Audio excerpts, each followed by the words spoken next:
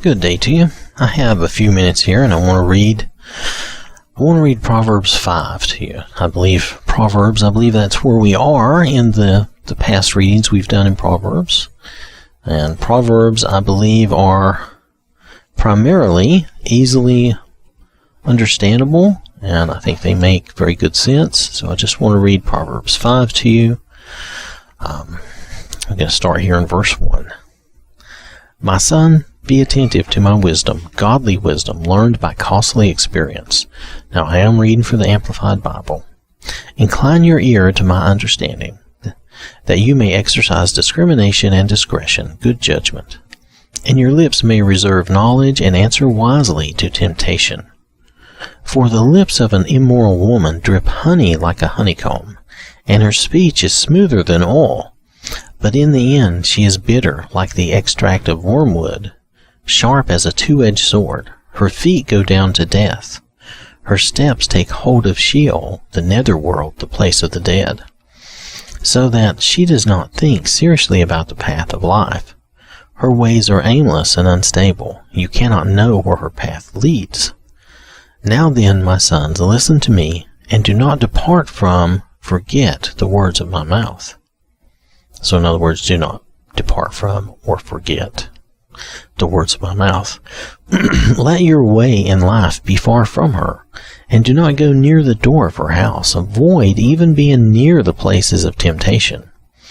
Or you will give your honor to others, and your years to the cruel one, and strangers will be filled with your strength, and your hard-earned wealth will go to the house of a foreigner who does not know God. And you will groan when your life is ending, when your flesh and your body are consumed, and you say, how I hated instruction and discipline, and my heart despised correction and reproof. I have not listened to the voice of my teachers, nor have I inclined my ear to those who instructed me. I was almost in total ruin in the midst of the assembly and congregation. Drink water from your own cistern. Let's see it. Okay, drink water from your own cistern of a pure marriage relationship, and fresh running water from your own well. Should your springs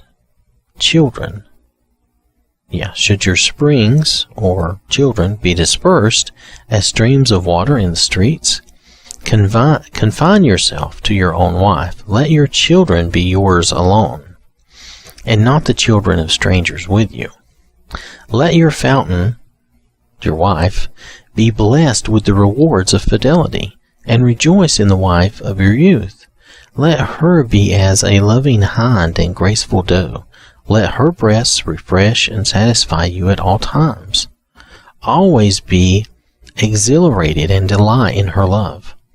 Why should you, my son, be exhilarated with an immoral woman, and embrace the bosom of an outsider, a pagan? For the ways of man are directly before the eyes of the Lord, and he carefully watches all of his paths, all of his comings and goings. The iniquities done by a wicked man will trap him, and he will be held with the cords of his sin. He will die for lack of instruction or discipline, and in the greatness of his foolishness he will go astray and be lost. And that is Proverbs 5.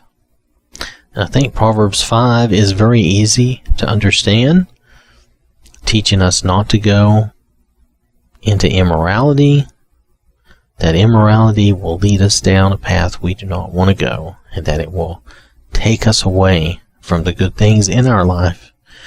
We need to regard what we have and regard it as the good thing it is, such as our wives. It can also mean other things. It could be our wives and our children, but nonetheless,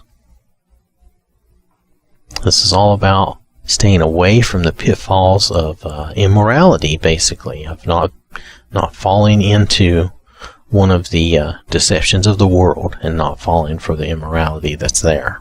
So, all right, that is Proverbs 5. I want to thank you for listening. Hope you have a wonderful day.